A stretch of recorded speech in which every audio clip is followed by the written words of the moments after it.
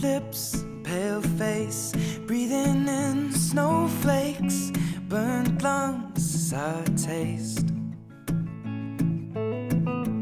Lights gone, days end, struggling to pay rent, long nights, strange men.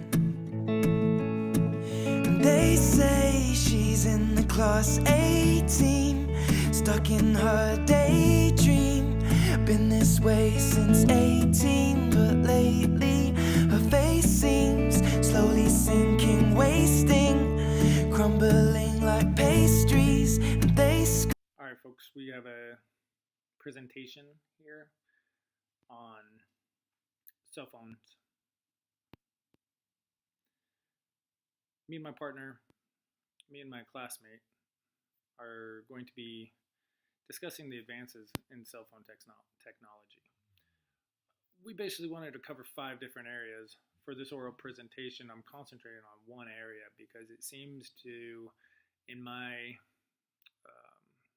research, to kind of broken out as something that might be in the forefront, but it's hard to tell which thing is going to be most important over the years.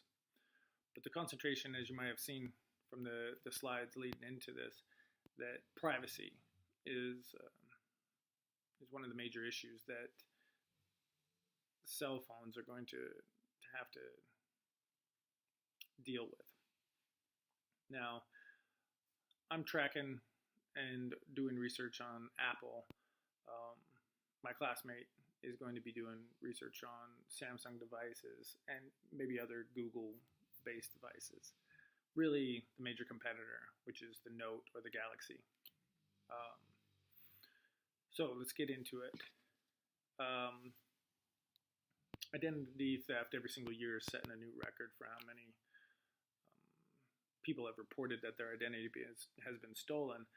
Yet there's a lot of people that have no idea that their identity has been stolen. There was 16.7 million reported last year, in 2017, and the assumption when the numbers are all in for 2018 that it's going to be higher.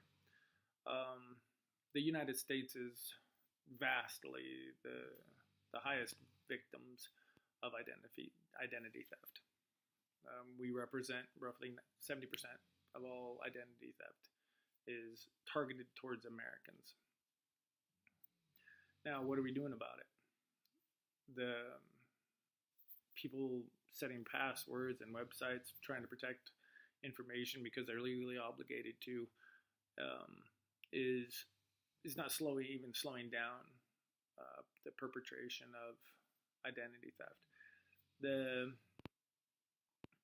I would say between Apple and Samsung, without really digging into Samsung, that Apple has really taken the lead on it.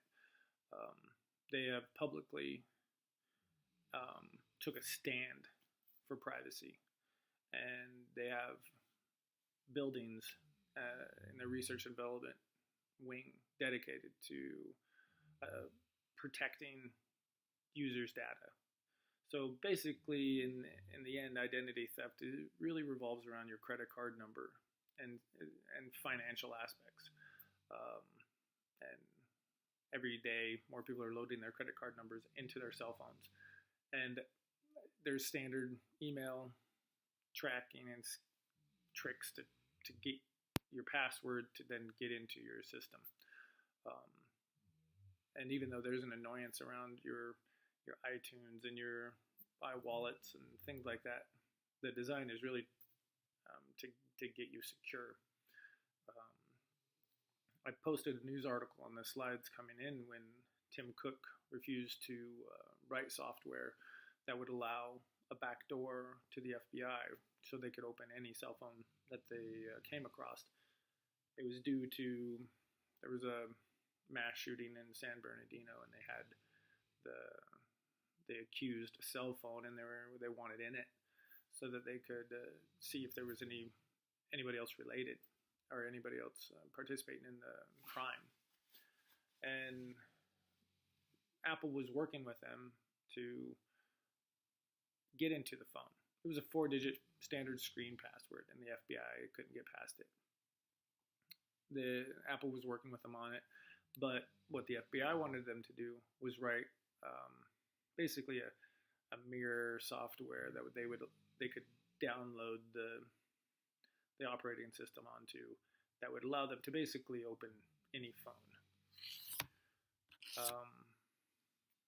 Apple didn't feel like that it would stay with the FBI, that it would get spread around the federal government, and it could be used to, it would get out. And once you have cracked the operating system